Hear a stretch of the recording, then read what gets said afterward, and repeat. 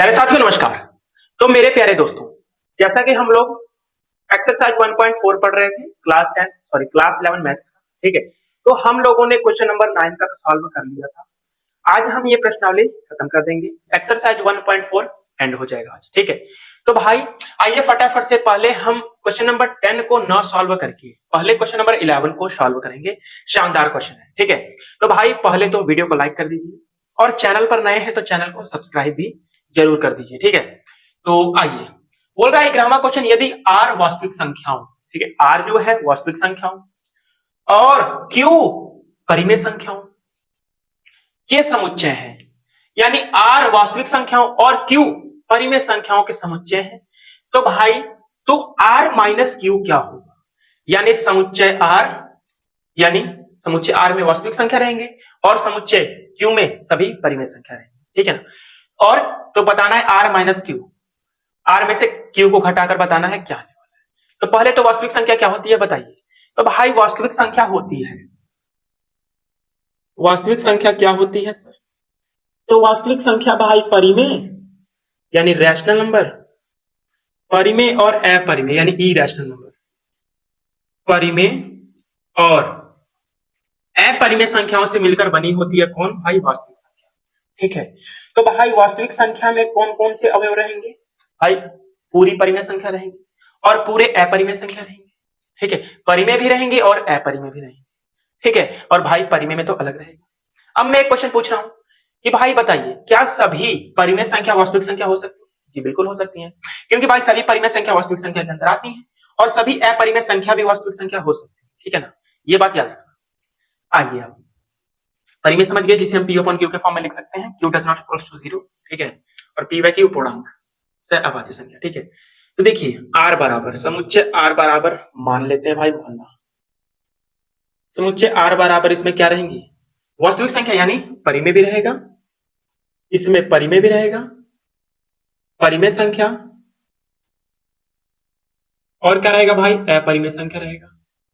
वास्तविक संख्या में परिमेय संख्या और अपरिमेय संख्या, यही तो रहेगा। आप बोलोगे जी सर बिल्कुल, तो ये हो गया। अब भाई समुच्चय क्यू यानी परिमेय संख्या, तो भाई समुच्चय क्यू में सारी परिमेय संख्या रहेंगी, ठीक है। परिमेय संख्या क्लियर हो रहा है ना आप लोग को? बस अब जरा गौर कीजिए कि भाई अब हमें घटाना है, इसलिए आर माइनस क्यू बराबर क्या हो जाएगा? जो मैच होता है उसको नहीं लिखते हैं, जो नहीं मैच होता है उसको लिखते हैं। तो भाई ये परिमेय तो परिमेय मैच हो गया, क्या बचा? अपरिमेय। भाई अपरिमेय हो गया, अपरिमेय संख्या। हमारे पास क्या मिला उत्तर? अपरिमेय संख्या। अपरिमेय संख्या हमारे पास उत्तर मिल चुका है, तो बस यही हम लोग का उत्तर हो जाएगा। क्लियर?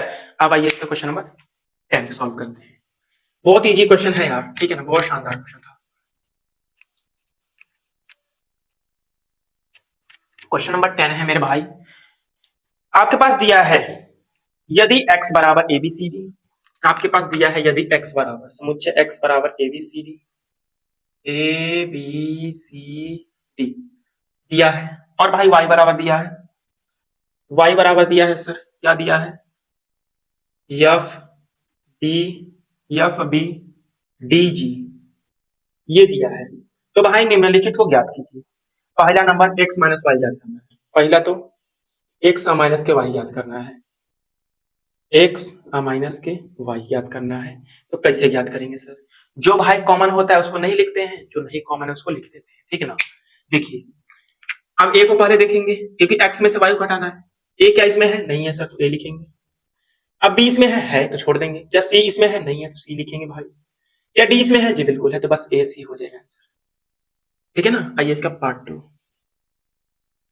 y minus x. अब y में से x को घटाना है, तो भाई f क्या इसमें है? नहीं है सर, तो f को हम लिखेंगे। क्या d इसमें है? जी बिल्कुल है, नहीं लिखेंगे। d इसमें है? जी बिल्कुल है, नहीं लिखेंगे। क्या g इसमें है? नहीं है सर, तो बस ये हम लोग का हो जाता है उत्तर, पहला और दूसरे का। एक तीसरा भी दिया है, वो आपके लिए, तीसरा क्वेश्चन आपके लिए, x इंटरसेक्शन y, ये होमवर्क रहेगा आप लोग के लिए। HW मुझे कमेंट में इसका आंसर बताना है, ठीक है। तो भाई शुरू से ही आप इंटरसेक्शन यूनियन, ठीक है, सब पढ़ते आ रहे हो, ठीक है ना। तो ये इसका आंसर मुझे कमेंट बॉक्स में बताना, ठीक है ना। आइए अब क्वेश्चन नंबर 12, आखिरी क्वेश्चन है क्वेश्चन नंबर 12। बोल रहा है क्वेश्चन नंबर 12, बताइए कि निम्नलिखित कथनों में से प्रत्येक सत्य है या असत्य। अपने उत्तर का औचित्य भी बताइए, औचित्य बताना है भाई, क्यों है सत्य और क्यों असत्य है, ठीक है ना, ये बताना, रीजन भी बताना, ठीक है ना। आइए इसका पार्ट फर्स्ट इधर लिखते हैं। पार्ट फर्स्ट है सर, समुच्चय दे रखा है 2, 3, 4 और 5 तथा तथा 3, 6, 3 और कोमा 6 असंयुक्त समुच्चय है। असंयुक्त समुच्चय है। आपको बताना है क्या ये जो समुच्चय दे रखे हैं वो असंयुक्त है कि नहीं है, ठीक है। अगर असंयुक्त है तब भाई ये कथन सत्य है, अगर नहीं है तो भाई कथन असत्य है, ठीक है ना। तो भाई हम कैसे पता करेंगे असंयुक्त है कि नहीं है। तो भाई पहले मैंने बताया था आप लोग को कि इन दोनों समुच्चयों का आपको इंटरसेक्शन निकालना पड़ेगा। इंटरसेक्शन निकालते वक्त अगर कोई भी अवयव कॉमन नहीं मिलता है तो भाई तब तो असंयुक्त नहीं होगा, सॉरी असंयुक्त होगा। अगर पहले समझाता हूं, देखो ये मान लो समुच्चय ए, इसको मान लो बी। और जब ए और बी का इंटरसेक्शन आप निकालेंगे, ए और बी का इंटरसेक्शन निकालेंगे, अगर इंटरसेक्शन निकालते वक्त आपको फाई मिल जाए यानी रिक्त समुच्चय मिल जाए, यानी कोई भी अवयव उभयनिष्ठ न मिले तो भाई असंयुक्त समुच्चय हो जाएंगे। अगर एक भी अवयव उभयनिष्ठ मिलता है तो भाई असंयुक्त नहीं हो, ठीक है ना। आइए ए इंटरसेक्शन बी क्या उभयनिष्ठ है, 2 क्या इसमें है, नहीं है सर। क्या 3, जी बिल्कुल है, देखेंगे। क्या 4 नहीं है, क्या 5 नहीं है, बस 3 आ गया ना, तो असंयुक्त नहीं होगा। असंयुक्त कब होगा, जब रिक्त समुच्चय आपके पास प्राप्त होगा तब। तो भाई ये रिक्त समुच्चय नहीं ना आया, अर्थात लिख दीजिए, अर्थात यह कथन असत्य है, असत्य है। यह कथन क्या है, असत्य है। पार्ट 2 यहीं पर सॉल्व करेंगे, पार्ट 2, ठीक है। समुच्चय चेंज किया है, ए ई आई ओ यू, इसके जगह ए ई आई ओ यू कर दिया है, ठीक है। आइए यहीं पर बदल देते हैं, ए ई आई ओ यू। यहां पर चेंज किया है, क्या किया है sir, A B C D कर दिया है, ए बी सी डी। जरा छोटा हो गया क्या यार, ठीक है, ए बी सी डी। तो इसको ए मान लो, इसको बी। अब बताओ भाई क्या उभयनिष्ठ आ रहा है, ए इसमें है, इसमें भी है भाई, तब तो ये ई है, इसमें नहीं है, आई है, नहीं है सर, क्या यो है, नहीं है, यू है, नहीं है, सिर्फ ए कॉमन है। तो इसका मतलब एक अवयव कॉमन है, तो ये भी क्या कथन है, यह कथन असत्य है। आइए इसका पार्ट थर्ड है मेरे भाई, बस चेंज करेंगे हम इसी को, ठीक है, बीच वाले को, बाकी क्वेश्चन सब वही है, बीच वाले को चेंज करेंगे बस। देखिए पार्ट थर्ड, यहाँ पर पार्ट थर्ड आ गया, 2, 6, 10, 14, 2, 6, 10, 14, फिर उसके बाद 3, 7, 11, 15, ठीक है। अब देखते हैं क्या कुछ कॉमन है, 2 इसमें है, इसमें नहीं है सर।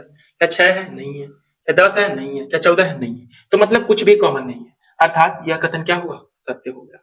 क्या हो गया, सत्य हो गया। यह कथन क्या हो गया, सत्य हो गया। जब कोई भी अवयव उभयनिष्ठ नहीं आया तब तो असंयुक्त समुच्चय होंगे, ठीक है। अब आइए लास्ट पार्ट 4, इसका आंसर मुझे कहां फेंकना है, कमेंट बॉक्स में। बोल रहा है 2, 6, 10, बस यहाँ 14 नहीं है, बस इसमें 10 है, ठीक है, बस इतना ही, 2, 6, 10, 3, 7, 11, 3, 7, 11, 15 नहीं है, 3, 7, 11, बस यही है। तो बताना है आपको यह कथन सत्य है या असत्य है, ठीक है, आपको बताना है। लो भाई बता दे रहा हूँ, छोड़ो। 2 इसमें है, नहीं है, इसमें है भाई, इसमें नहीं है, 10 इसमें है, इसमें नहीं है, यानी कोई भी अवयव कॉमन नहीं है, इसका मतलब ये भी रिक्त समुच्चय आ गया, अर्थात यह कथन में क्या है, सत्य है, बस बात खत्म। तो भाई हम लोगों ने सॉल्व कर लिया मेरे दोस्त, ठीक है, शानदार तरीके से। तो बताओ आज का क्लास आप लोग को कैसा लगा, उम्मीद करूंगा बढ़िया लगा होगा, बेहतर लगा होगा, मस्त लगा। अगर बढ़िया लगा तो अपने दोस्तों के पास शेयर जरूर करें, ठीक है।